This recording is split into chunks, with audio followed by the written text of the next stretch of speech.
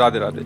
आपके चरणों में कोटि कोटि प्रणाम। श्री जी की अनन्य कृपा से ब्रज धाम में जन्म मिला। महाराज जी, इन 18 सालों में धाम की ऐसी अपार महिमा पता ना होने के कारण किसी भी तरह का साधन नहीं बन पाया। प्रबल माया में फंसकर ये अधम बाहर पढ़ने चला गया, पर श्री जी की कृपा हुई। पिछले 8 महीने से आपका सत्संग सुन रहा हूँ, श्री जी कृपा से नाम जप भी करता हूँ।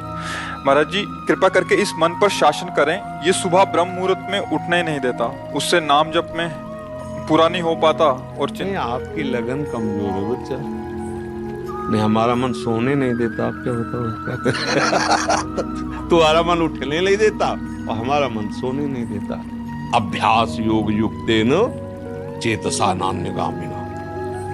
जिसे शरीर बहुत क्लिष्ट रोग से युक्त है, तो जैसे डायलिसिस हुआ शाम तक, अब डायलिसिस के बाद जो हालत होती है वो ऐसी होती है जो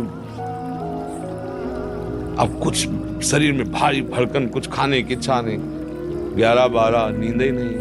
अब अगर थोड़ी आनी शुरू हुई तो हमारी 2 बजे से दिनचर्या, मतलब 1:30 बजे में जगना है। अब अगर हम सोते हैं तो फिर जग नहीं पाएंगे।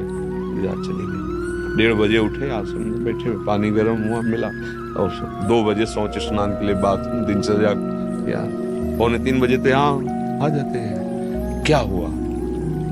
हमने नींद लेने का बहुत अभ्यास किया तो नाक नहीं खुल रही, और नींद पर बचपन से उस पर शासन हुआ तो वो हमसे कहती राधे राधे। अब उससे कोई परेशानी, थोड़ा तो शरीर है ना प्राकृतिक, पर अब ऐसी परेशानी नहीं होती कि सत्संग छूट गया, भजन छूट गया, अब तो हम विक्षिप्त, ऐसा नहीं होता। तो ऐसे ही आप अभ्यास कीजिए। आजकल तो सुविधा है, अलार्म लगा लीजिए तो आपको जगा देगा, आप जग गए।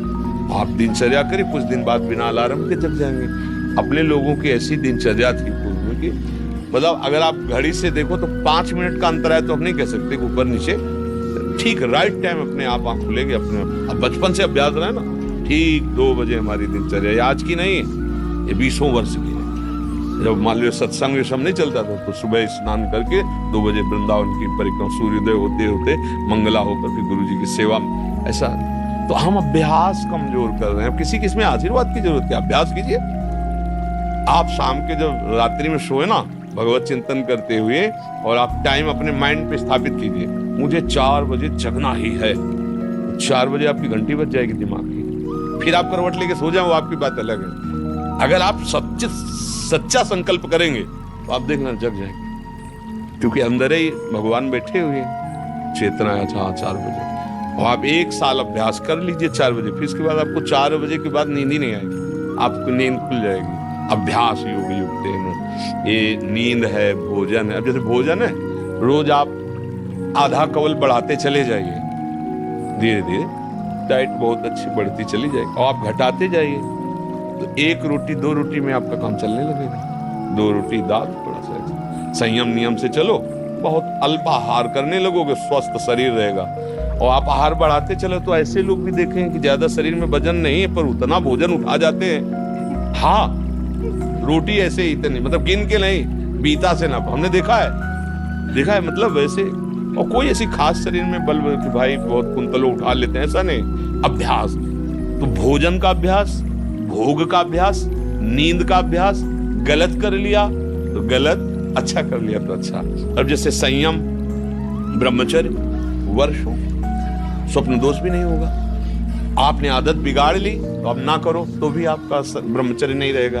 अभ्यास, हम गलत अभ्यास कर रहे हैं तो हम परिणाम में दुखी होंगे, परिणाम में हम नीचे गिरेंगे। अच्छी अभ्यास करें। उचित नींद, अब जैसे बालक को 6 घंटा आपको सोना ही है, 24 घंटे में 6 घंटे आपकी नींद के लिए पर्याप्त है। साधक के लिए 4 घंटे, बहुत शिथिल तो 5 घंटे, अच्छे साधक के लिए 3 घंटे। 3 घंटे में 24 घंटे की खुराक बिल्कुल फिट हो जाएगी इंद्रियों में।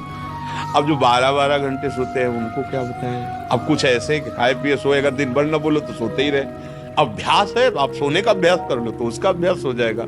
अभ्यास है बच्चा, अभ्यास ठीक कर लो तो आपकी दिनचर्या ठीक हो जाएगी। ऐसा महाराज जी, इसी विषय और एक 2 प्रश्न आते हैं कि जो रात को लेट नौकरी से आते हैं, फिर महाराज जी वो सुबह थोड़ा सा लेट उठ सकते हैं महाराज जी? कई बजे तक रात में? जैसे रात को 11-12 बज गए नौकरी से खाने पीने में, फिर सुबह 2 बजे तक ड्यूटी रहने के बाद, अच्छा मैं 12 बजे से 2 रात को नाइट शिफ्ट हो गई तो महाराज जी इनके लिए तो अलग विधान हो गया महाराज जी। ये मतलब ब्रह्म मुहूर्त में उठे हाँ, बच्चे? अब जैसे रात्रि में ड्यूटी करते हो तो 6 घंटे तो सोना ही पड़ेगा, क्योंकि शरीर जो श्रम युक्त है, तो अब उसको फिर दिन में तो छुट्टी होती होगी, मतलब उसको समय तो ऐसा थोड़ी होता हो कि साधारण दिनचर्या वाली ड्यूटी में फिर जाना, ऐसा तो नहीं होता होगा। रात वाली ड्यूटी के लिए मतलब दिन वाला तो फुर्सत होगी, होता होगा ऐसा। अब हम तो कभी की नहीं, तो हमें पता नहीं ना नाइट और ना दिन की।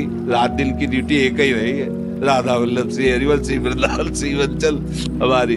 तो 6 घंटे सोने के लिए विधान जैसे है, तो अगर आपको पैसा कमाने की इच्छा हो तो उसके बाद भी ओवर टाइम कर सकते हैं, आप ड्यूटी कर सकते हैं ना। 2 बजे जगने के बाद आप सोचोगे यार 2 घंटे अगर और हम कर लेते हैं तो इतना मिल जाता है। तो अगर ऐसा ओवर टाइम भजन के लिए हो जाए तो लाभ मिल जाए। अब आप 6 घंटे सोने के निकाल लो।